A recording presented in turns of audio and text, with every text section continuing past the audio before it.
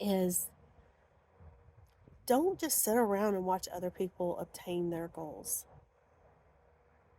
Go obtain your own.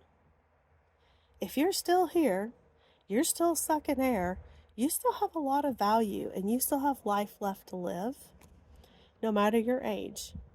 So seek some goals and go get them. I think so many people, they don't know where to start. And so they just never start. And the year comes and goes and they feel bad because they don't feel like they saw any results. They just saw another year go on the clock. And no, set your own goals, even if it's just some little small one. Hi guys, welcome back to Sewing Back. My name is Brandy and I want to welcome you to the channel if you're new, if you're returning. Hey! I hope everybody's getting ready for their big New Year's celebration. How big or small that is for you or yours. I hope it's a great one and a safe one. I'm still kind of recovering. John is still recovering, so my voice is a little sorry about that. But I didn't want to let the year go without a final video for 2022. And I wanted to kind of having a reflection of 2022 and of course looking ahead to 2023. And this is often when you have people who will talk about setting New Year's resolutions and all the things, and I'm not going to talk about that. I'm not a big New Year's resolution kind of person. I'm very much a goal oriented person. And so during, I might have been on Christmas Eve or when I was feeling worse, it was either Christmas, it might have been Christmas Day. I was kind of just perusing everybody's pictures on my Facebook feed, and I saw like this, I think it's like a 5-minute interview with a lady named, hang on, I wrote it down. Her name is Amber, I think it's Swenor. If I'm mispronouncing it, I'm sorry. And I'm pretty sure she was a award-winning author, and she has a book called Unleashed. I do not know if this is a new release. I have not read the book. I only saw like a little 5-minute interview on Facebook. I took notes because I thought she had some really good easy principles to kind of follow for setting goals. And so that's kind of what today I wanted to talk about, was goals for the new year. And I kind of wanted to share that with you because I think oftentimes, depending on where we are in our season of life, I think when we're younger, we're all into the New Year's resolutions, and then we get a little older and realize, yeah, that didn't work. And as you grow and you mature, you start figuring out life. You understand it and you get more confident in it and just in who you are as a person. And so I think that this interview that I saw resonated with me because setting goals was very much a part of my life in my profession when I was teaching. I was constantly setting goals for my students and for my class and my classroom management, and then of course for myself in ways to better the experience. And one of the things I did, because I taught in hybrids, that meant I was not the full-time teacher for my students. I was their primary teacher, but I was in a partnership with their parents. And so I kind of facilitated their learning, and I could not have done that if their parents were not willing to help me set some of the goals for their individual children. They knew their children better than I could ever have known them. And I found it very invaluable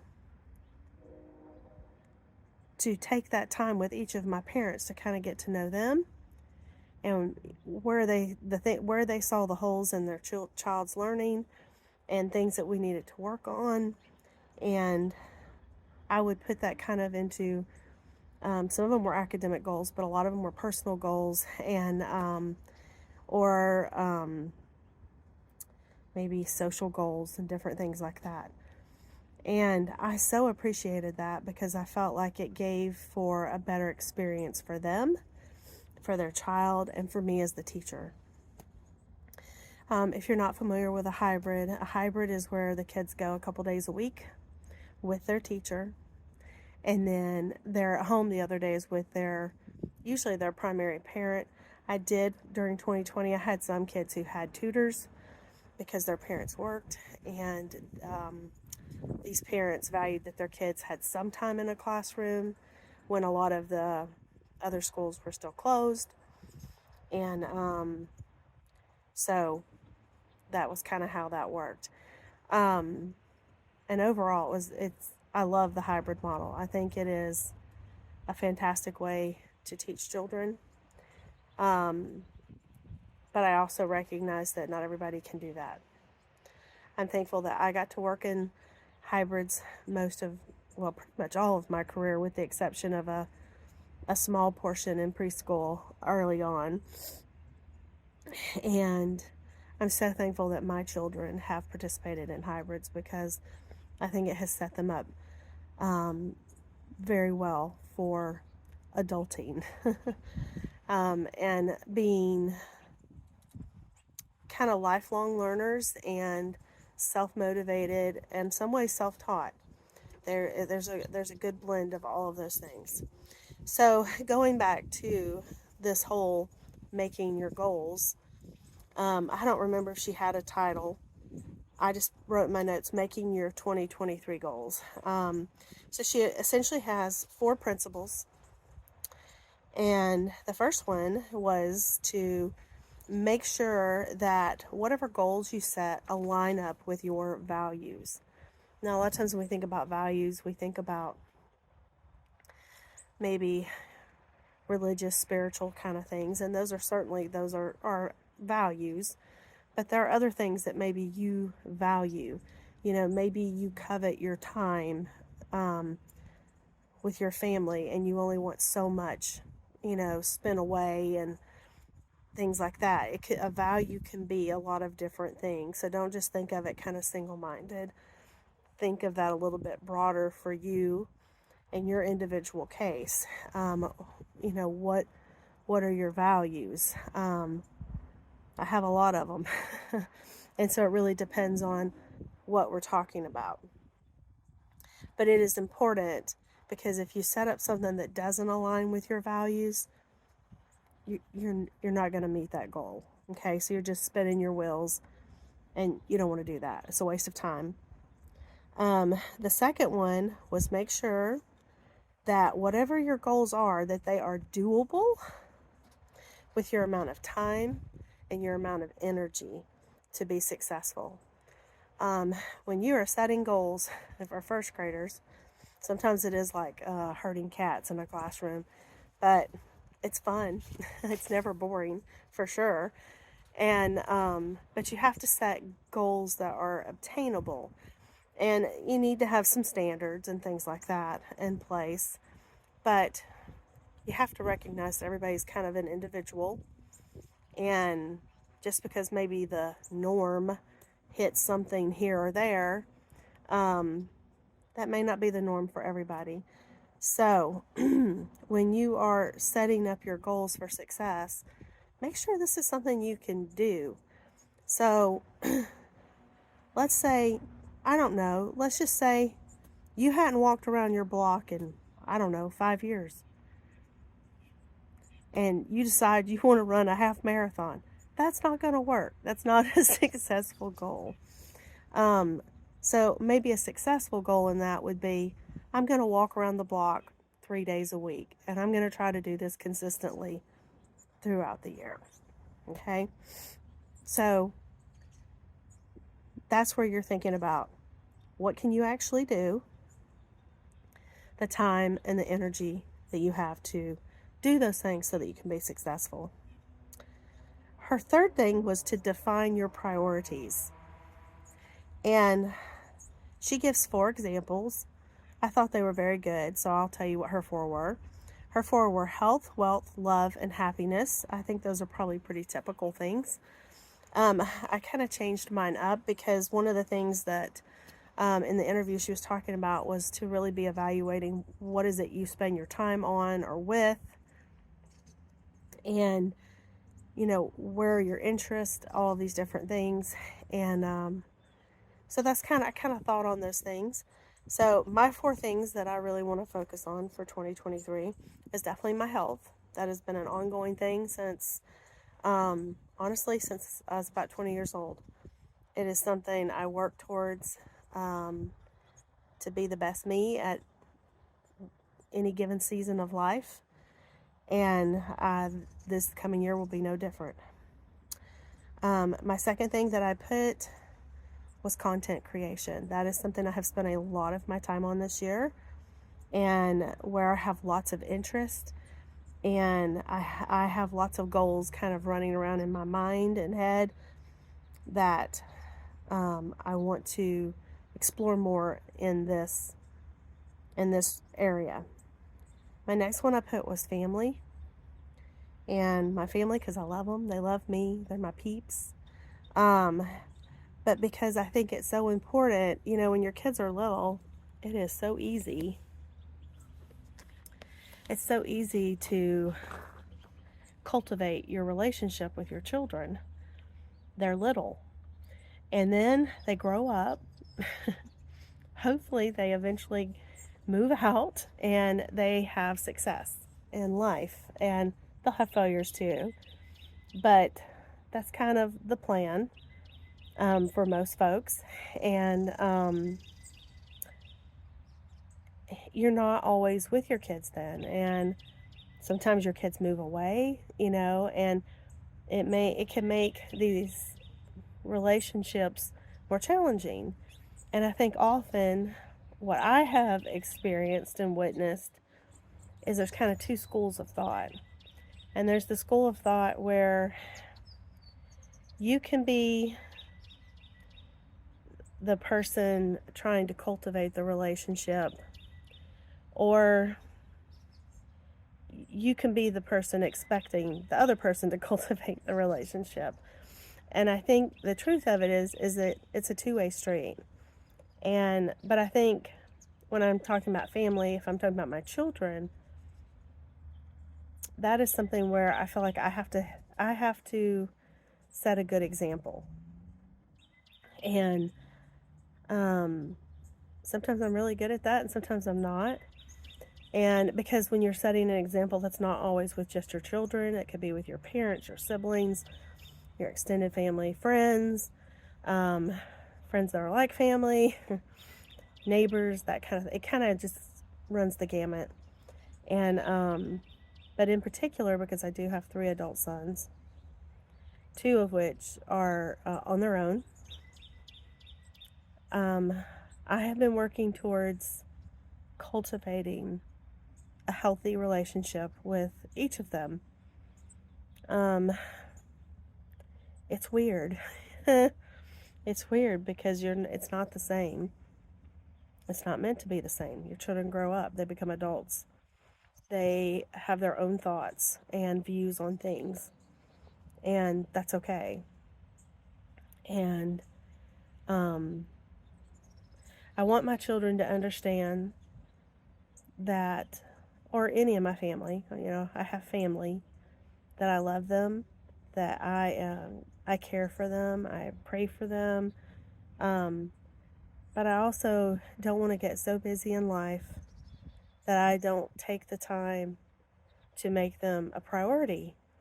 And that may just seem very natural, but for a lot of people it's not. Time gets away from you. You're living life, especially if you're If you're living, you know, in a different state or what have you, it's easy to forget, hey, I hadn't talked to so and so in a while or whatnot. And that's what I mean by cultivating relationships with my family. And I think that what changes with your children as they go from children to teens to adults is, as a parent, your role kind of changes. And in some ways it doesn't change. Sometimes you still just have to be a parent. You're going to say what you're going to say. And sometimes that's warranted. Sometimes just don't say it. Just wait, be quiet, listen. I think that can be the hardest thing. Sometimes it's just listening. And that could go for any family member. So that could go for any family member, you know, not just your kids. But this is just where I'm at in life right now. This also could be said for if you're married, you know, your relationship with your spouse. A lot of times that changes as your kids' ages change, or you become like empty nesters. We're not empty nesters yet, but we're getting closer and closer. Woohoo! No, I'm just kidding. Um, um, but I feel like John and I have worked really hard throughout our marriage. We have had high points and low points, but I feel like the longer we've been married, um, we're just pretty good. Like, we're really good about talking to one another, expressing our feelings, um, communicating. I just think that's so huge. And we spend a lot of time doing that with one another and spending time with each other. A lot of times we've done that on walking, you know, hiking. When I was running, we always would run, but we always warmed up with a walk for probably about a mile, and we would be talking. And that was just invaluable. And so it helps you to feel secure in your relationship. It helps you feel loved, safe, um, confident, just so many feelings just from talking with one another. And our children, our parents, our siblings, if you have nieces and nephews, if you still have grandparents, we all can feel not valued because we don't take the time to cultivate those relationships.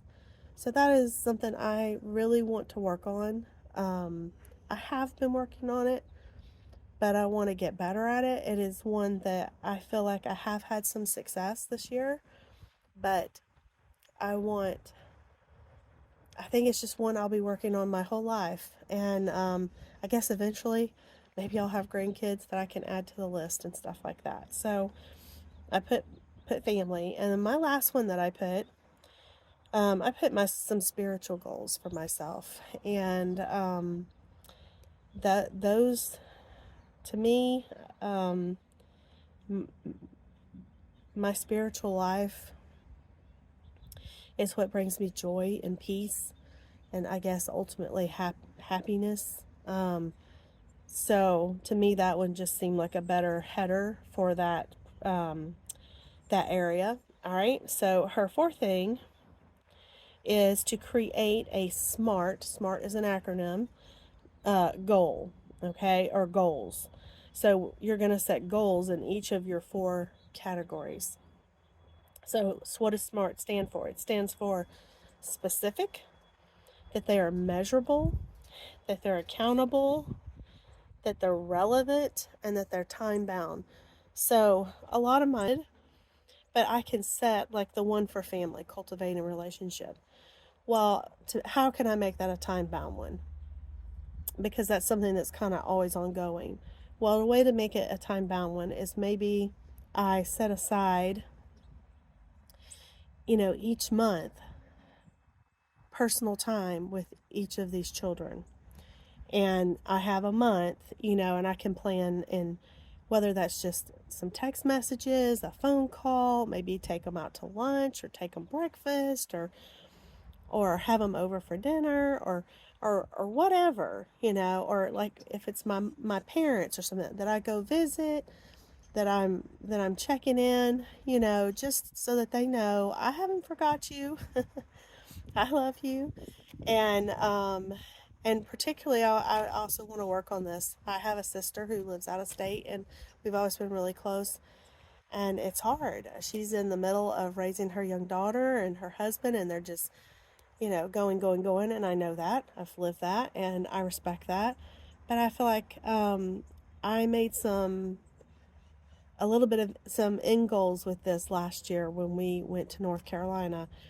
Not that I didn't want to go before, but during COVID, everything got kind of wonky. And so there was a good little bit of time where we hadn't been.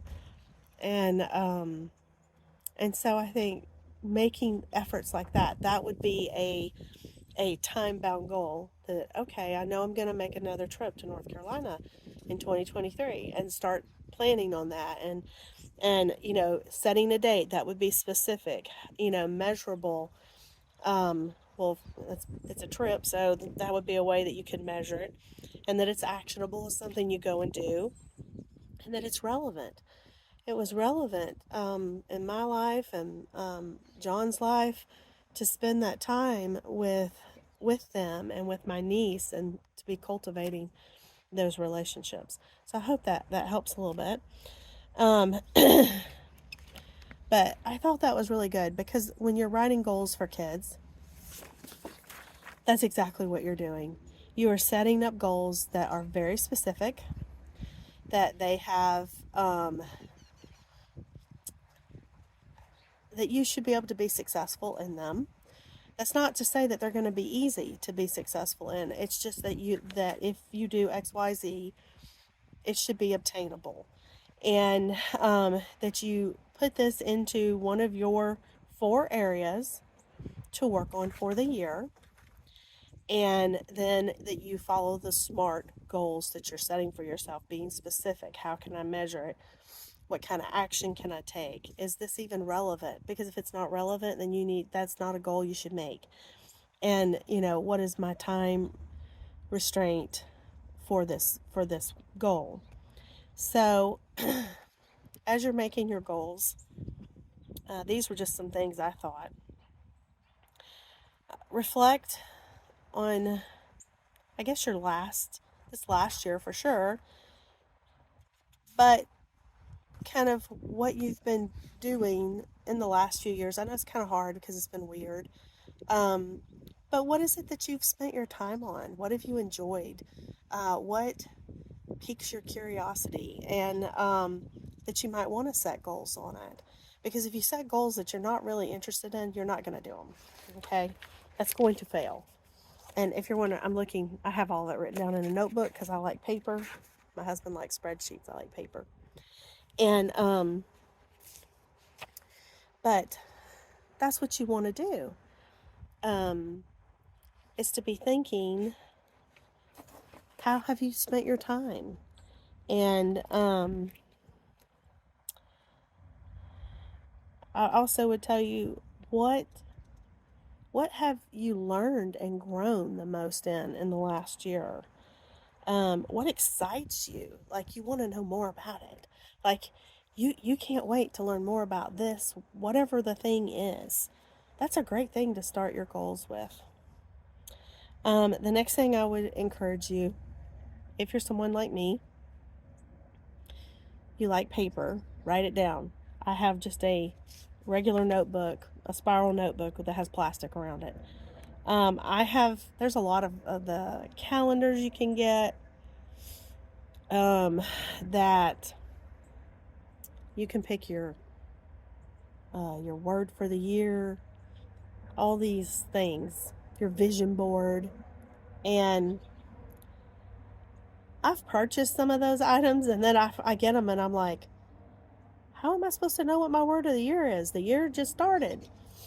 And I found it more like a diary, like just to write things down that were happening.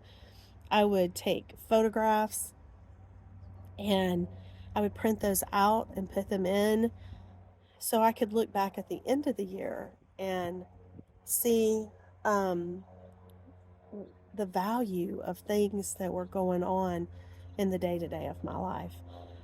If you're somebody who likes that, I'm not making fun of you or anything like that. That just didn't work for me. Um, it's too broad. And I think that's what I liked about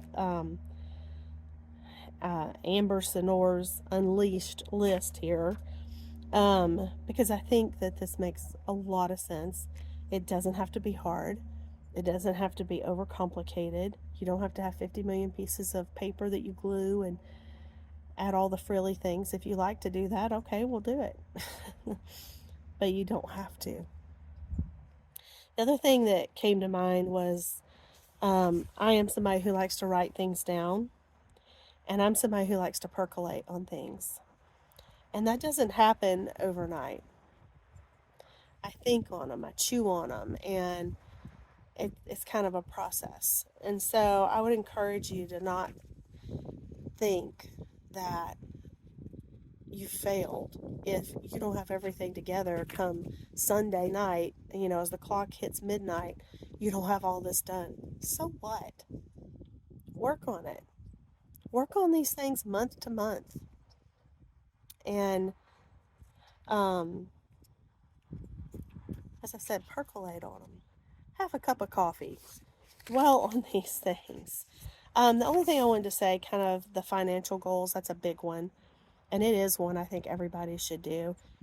I didn't put that in my goal setting for me per se because our financial goals, John and I are married, they happen together. We plan things, we talk about things, we talk about projects we want to do, maybe trips we want to take, um, all of those kinds of things. That is something that we do together. And so, sorry, my hair is blown in my eye. Um, that's not really something that I can just set the goal for. And I would say that's a big mistake, unless you're like the only if you don't have a spouse, then that's different. But if you have a spouse, those are things that you need to discuss with each other. And it can never be one person's way or the highway. You really have to come together and prioritize, validate each other, and, you know, come up with a plan. Come up with a plan that has SMART goals that are obtainable, that you can reach, and work towards those. And I'm telling you, if you do, you'll just be amazed. So many married couples have problems with fighting about money and finance and all of that. Work together. You are not each other's enemies. It may seem that way, but you're not. You are supposed to be a team. So look at it that way. And so that's why I didn't have a financial goal one in mind. These were more personal. And the last thing that I wanted to say, because this is getting kind of lengthy, is don't just sit around and watch other people obtain their goals. Go obtain your own. If you're still here, you're still sucking air, you still have a lot of value and you still have life left to live, no matter your age. So seek some goals and go get them. I think so many people, they don't know where to start, and so they just never start. And the year comes and goes and they feel bad because they don't feel like they saw any results. They just saw another year go on the clock. And no, set your own goals, even if it's just some little small ones. Start there. And let's say you meet those mid-year, half-year, make some more. I've heard a lot of different people who talk about goals, about having short-term, mid-term, long-term, really long-term. And there's some truth in that. But these are more personal things that I'm talking about. Things that interest you, things that make you feel relevant for the right here and right now. And, working on yourself and being okay with that. So, anyway, I don't know. These are things I think These are things that I percolate on often. I really am introspective in a lot of ways, especially when I'm out in the garden, outside. It's just easy to do, or even just doing mundane tasks in the house. I'm thinking. I'm always thinking, and so I know I'm not the only person like this. So I hope that you found encouragement in this. I really hope and pray that you won't sit on a sideline in 2023, that you will set some goals for yourself, whatever they are, and you'll go for them. We all have things that we can obtain. They're not all going to be the same. They're not all going to look the same, and they shouldn't. We're all different. But there's no reason that you can't seek your goals too. And I think what a great time. We're coming into the world's crazy, but the truth of it is, if you study history, Billy Joel had it right. We didn't start the fire. The world's been burning as long as it's been turning, and it's going to keep burning and keep turning. And there's not a whole lot I can do about those things. But I can do things about myself and how I carry myself and how I live out my life. And I just encourage you to do the same and to put yourself on the schedule, to make yourself a priority, no matter what season you're in. In different seasons in life, it's very easy to put yourself on the back burner. And that can mean a whole lot of things. But you have just as much value as the other people in your life. And you need to remember that and make your priorities a priority for yourself as well. I hope that you have a wonderful and happy new year. I hope you stay safe. I hope you stay safe. And I hope that you'll percolate on these things. I hope you found value in them. If you did, I would appreciate it if you give us a thumbs up. If you're liking our content, we would love for you to subscribe to our channel. That would help us a lot. If you know someone who might enjoy our content, we would love it if you would share our content. And with that, I'm going to head in. I have started a project. I was taking a break so I could come out. It's not really sunshiny. It's kind of overcast today, but it's like 63 after the 1 degree we had. I think it was 1 degree on Christmas. With the wind chill, it was like -11 or something like that. It was crazy. And here we are a week later. It was 68 yesterday. Today's like 63. And I just wanted to sit out here for a few minutes before I get back into cleaning out all my drawers in my bedroom and getting rid of things. And I'm going to take some stuff to Goodwill, throwing away a bunch of junk that it doesn't work and just needs to go.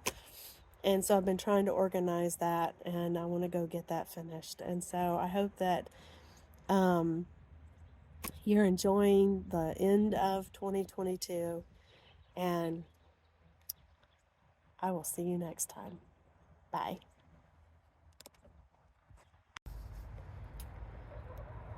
Hey, girlie. Hey, Goldie. Hey, Goldie girl. Hey, Dottie. All the girls. Everybody's doing well.